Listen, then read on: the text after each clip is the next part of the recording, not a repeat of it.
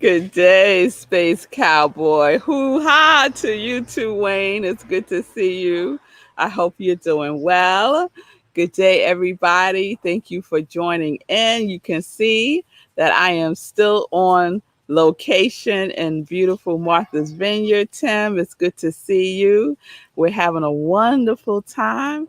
And I told Sekou, this is just going to have to be vacation flow right here. This little situation I got going on again today, because this is what happens, y'all. I don't get up as early on vacation flow. Get up about 7, right? And I know some of y'all saying 7. That's early. What's she talking about, right? Yeah, 7 is late. But get up, I get out, do my walk, run, and all that wonderfulness, and get back. And I just don't feel like rushing. So this is how I'm flowing for vacation week, right, Nan? This is how it is. Yes, good day, Margaretta. Yes, thank you, y'all. Thank you. So we are in a new series. Welcome y'all to Morning Sip. Let's say that. Morning Sip. Sip is Spirit and Practice, and I am Rev Melissa, and we are in a new series. We're in our Parables series that we kicked off yesterday with a on-the-spot download parable, preparing for the show yesterday. And so if you missed that parable, you want to catch the replay from yesterday. But it was all about, let's call it the parable of earphones. The parable of earphones, the parable of AirPods, the parable, what are you listening to, right? And what are you listening with, right? So we know that parables, I share the definition. A parable is a simple short story used to illustrate a moral or spiritual lesson, right? A moral or spiritual lesson.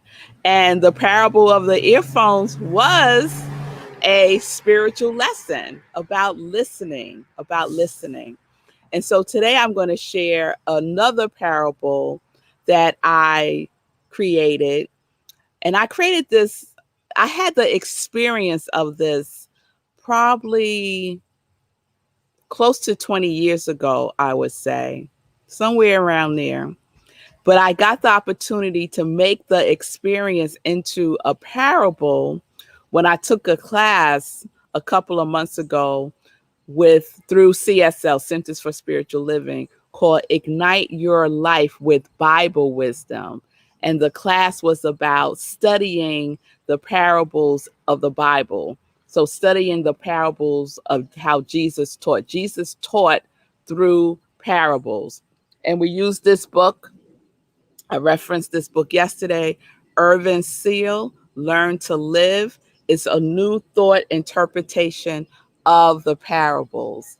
And I love what he says about parables. He says that parables are stories designed to change mind, to change mind. And what do we say in New Thought, right? The slogan is change your thinking, change your life, right? You could transform your life through your thinking, right? And parables is a tool that we can use to help us to see things and think another way, right? So it's usually two stories within one story, right? The lesson is in the story. So one story could be literal, and the other part is figurative, which is what happened yesterday, right? I told like what happened and then the spiritual meaning within what happened. Yes. So we're always looking for not just the facts of what happened, but the deeper meaning, right? So parables gives us the opportunity to take a deeper dive into whatever story we're telling ourselves, parable or not, right? We're always telling stories to ourselves about everything that happens. We'll make up a story like that, but we could look for the deeper meaning, right, Ron? We could look for the deeper meaning in the story. All right. So let me see if there's anything else I want to say before I share my parable. All right. So the parable that I created from an experience that I had about 20 years ago is called the parable of homelessness. The parable of homelessness. And the wonderful thing about this class that we took, everyone had to create their own parable, as I said, as the final project. And then Eugene Holden, who was our facilitator for the class, who is just amazing. If you don't know Eugene Holden, he Science of Mind magazine. He used to, and is back. He is back doing the prayers in the first part of the magazine. He is part of the World Ministry of Prayer, and he's an amazing prayer warrior. Oh, yes, he is. And so he taught the class, and he put all of our parables into this wonderful document with illustrations. It was just so lovely what he did. And yesterday, one of my classmates who's never been on Morning Sip, look at the universe, y'all. She's never been on Morning Sip. She was on yesterday when I was talking about the class, right? I didn't even remember that it was her, right? And I made mention of her name. Her name is Helen Moore. And so when I saw Moore, I said, if you put an R at the end, we could be related, right? But she was in my class and then it came back to me. So I'm going to share her parable tomorrow. She gave me permission to share her parable tomorrow. But I just love the way the universe just organizes all kinds of things, right? It's beautiful. So, the parable of homelessness. So, I open it with a verse from the Bible. And this is Matthew 7:7-8. Ask and it will be given to you. Seek and you will find. Knock and the door will be open to you. For everyone who asks receives. The one who seeks finds. And to the one who knocks, the door will be open. Right, Pastor Al? Yes, let's send some energy to Pastor Al. He's healing from his surgery. Yes, so here's the parable. The kingdom of heaven is like being welcomed home, knowing that when you knock, the door will always be open. So let me just say just a quick thing about that. So the only instructions we had about creating our parable, oh, you hear that? It's some insect. You don't hear that? Oh, it's so loud.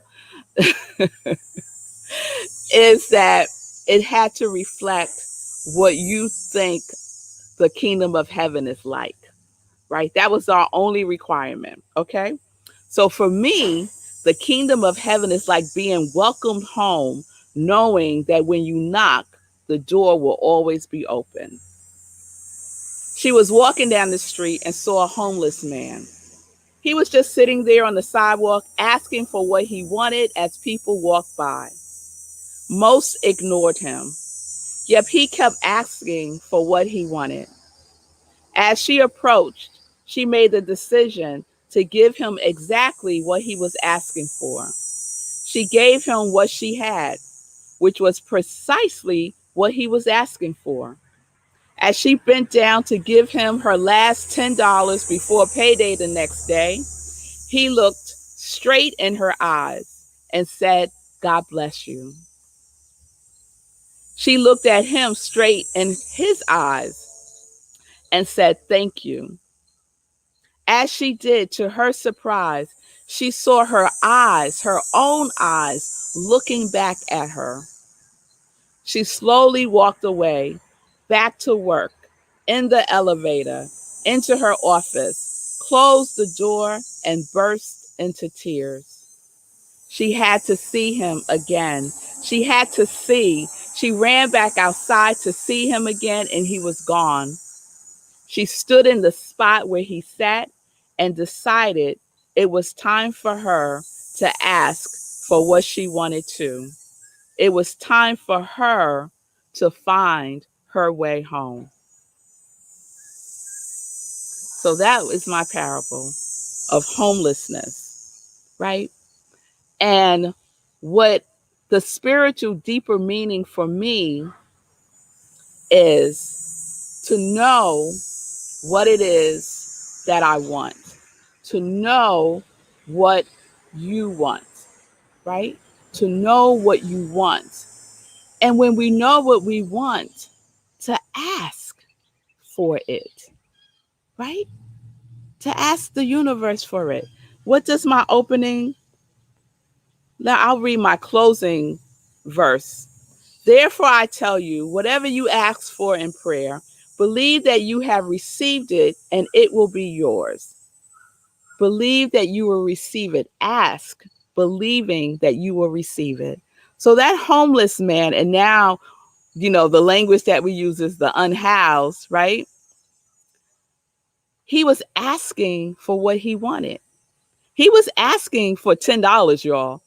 So that in and of itself, you don't see that often, right? Usually there's a sign that says, hold please.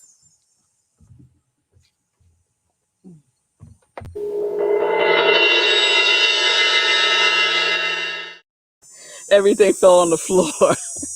usually when someone is asking for money on the street, they're usually asking for like $1, or they might say, do you have any change, right?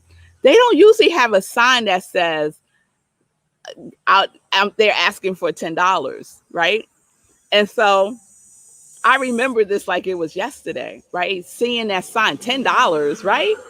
And I knew I had $10 on me, and I knew that was my last $10 before I got paid the next day, right? So was I going to give this man my last $10? And everything within me was saying yes. Give it to him. Give it to him. And then when I kneeled down and put it in the thing that he had, I think it was a hat or something, and he looked at me, it was undescribable, the sense of love that I felt from this man. And he said, God bless you. And I said, thank you. And I tell you, I was looking at myself. I was looking at myself. Here he is, unhoused, homeless. And here I was feeling homeless myself, because I wasn't asking for what I wanted, because I didn't believe that I could have what I wanted. I didn't believe it. And so in not believing it, I wasn't receiving it.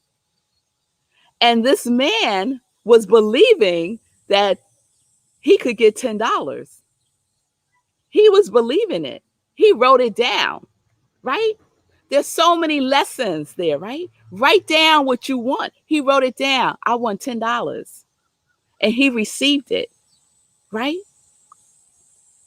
So many things the universe organized on that particular day, right? That time that I would be walking down that particular street, right? At that appointed time. There's so many things in our lives that we have really nothing to do with, but it's being organized by God, by the universe. If we are listening, what are you listening with?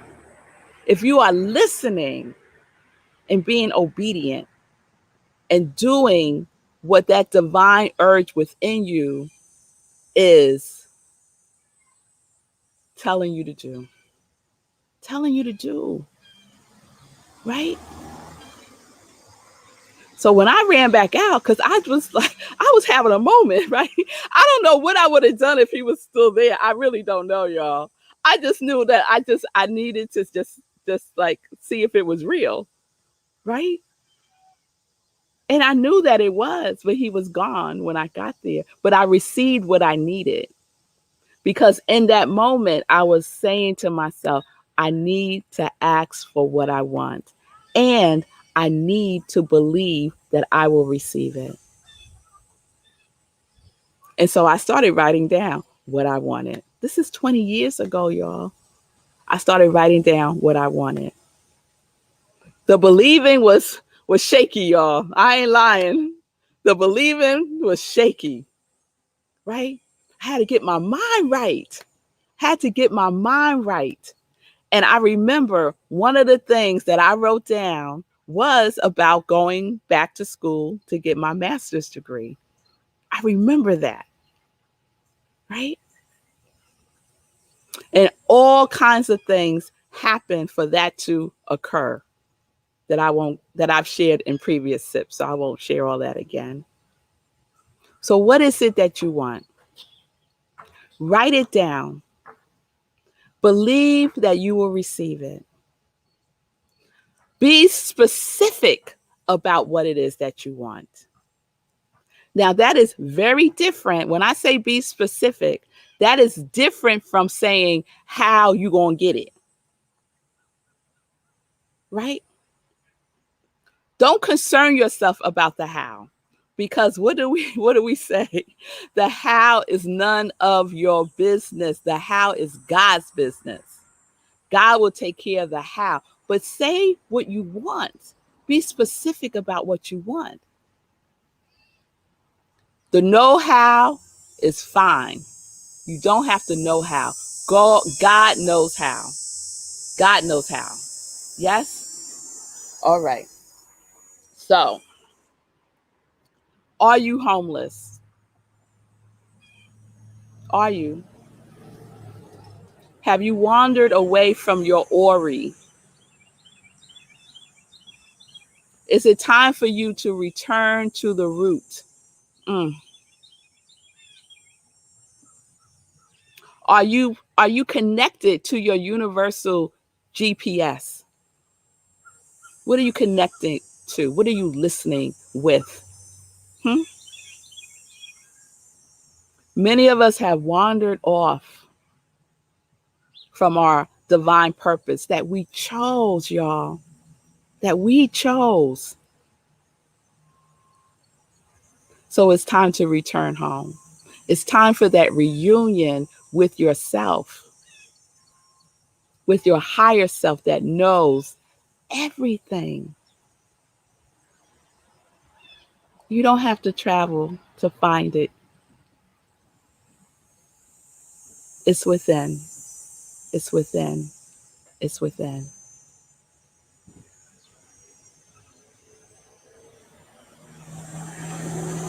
So let's return home. Yes. Let's ask, knowing and believing that we are receiving even now. Even now, we are receiving. So let's listen. Mm. Let's take action. Let's give. Because the other thing about that parable is if I hadn't given the $10, I would not have received something that was priceless. Something that was priceless. So let's give so that we can receive what we need. So we could give some more and we could receive some more. Right? That's the flow. That's the flow. All right, y'all. So I hope y'all enjoy my parable of homelessness. True story. True story. And that is the lesson that I received. So take what resonates with you. And tomorrow I'm going to share Helen Moore's parable. And I'm just so excited to share her parable. I'm going to share a Jesus parable, maybe on Thursday or Friday. We'll see. And I think I'm going to share one other classmate's parable Thursday or Friday. Okay? All right, y'all. All right. Thank you, Margaretta. It was a great lesson for me. It was a great lesson for me. And I was so grateful taking that class sparked that remembrance of that whole experience. Yes. You know why? Because great lessons, Margaretta called it a great lessons. Great lessons are timeless. They're applicable all the time. All the time. You wandered off, return to the root. Listen to your Ori, to your higher self. Yes? That doesn't expire. It doesn't expire. All right, y'all. So I am Rev Melissa. This is Morning Sip. I am an ordained interfaith minister, and I am a purpose coach. I am a licensed religious science practitioner, and I am the spiritual director at Rockland Centers for Spiritual Living. And I am so grateful to be home. So grateful that I returned home to my call, to my life.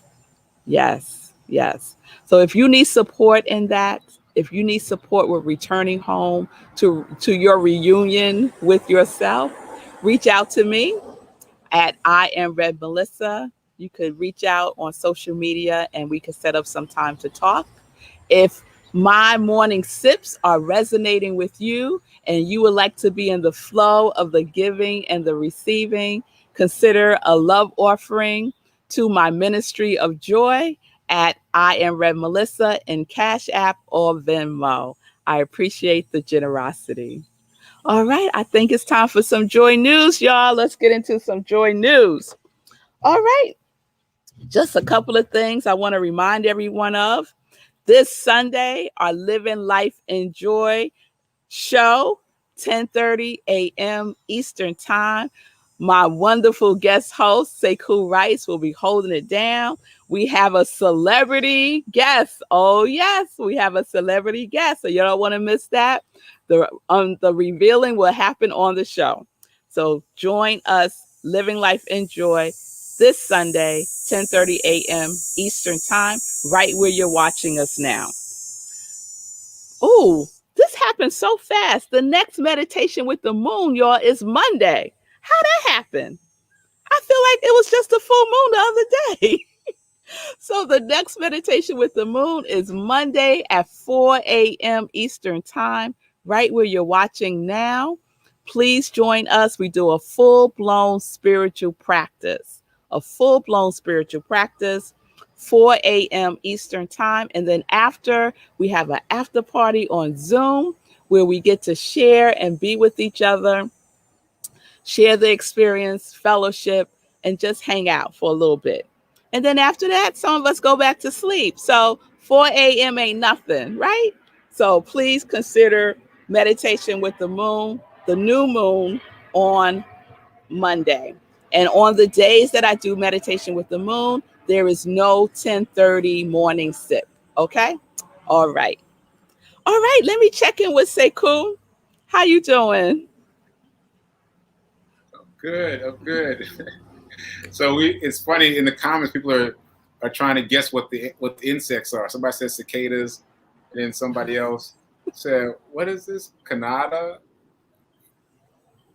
Can Canada? Yeah. Anyway, so that's pretty interesting. Also, I wanted to respond to Jamie about the longest sermons. Typically, that Sunday, not this Sunday because I'm the guest host this Sunday, but typically Rev Mel's longest sermons are Sundays. Yes. Yeah. So, Jamie, please join me on Sundays. I'm the minister at Rockland CSL, and we have our full blown Sunday service celebration.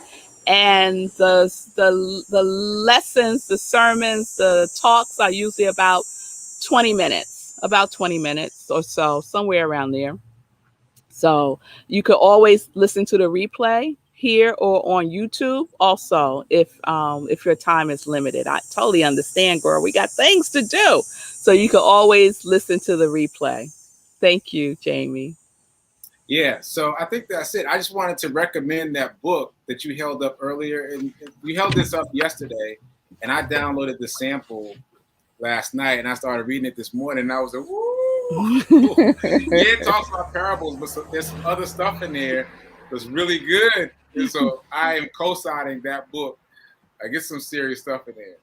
Yes, yes. It's Because good. what Irvin Seal does is he gives you the new thought interpretation. So this is my whole thing with the Bible and any other text is it has to be applicable to my life right now, right? So Jesus is that so wonderful, my brother. But how does that apply to my life right now? So if I can't apply it to my life right now, then so that's what I love about the way that Irvin Seal interprets the parables, he makes it current and applicable right now to our current life situations. And I hope that's what my morning sips do for you too, right? How can I apply this to my life now? Right. Yes. Right. Yeah. And makes it clear that we're all experiencing parables all the time if we grab it, if we reach for it. Because when you said parables and you talk about writing them, that seemed like something very far away. But just reading the beginning of the book is like, oh, this is parables are happening all around us all the time, as you just explained with your story. It was great. Yes. Yes. Yeah. Yes. Yes. All right. All right. I see y'all. I see you, Bonnie. I have some of my Rockland CSL um, congregation members here. Bonnie, I see you. Ron, it's wonderful to have y'all. I love the blending of my congregation of joy and my congregation at Rockland CSL. It's all joy. It's all joy because at Rockland, we say that we are a community of joy and love. So it's all one thing, y'all. It's all one thing. Yes, it is. And I am sweating. So we're going to end the show right here because it is humid. It is so humid out here. Thank you all for being with me today. Nan's asking for the book. I'll put it on my page too. Irvin Seal, Learn to Live. Okay? Yeah, it's a good one. It's a good one. All right, y'all. Have a wonderful day. I'll see you tomorrow. We continue with the parable series. Peace and blessings, peace and justice. We're living life in joy, connected to our yes.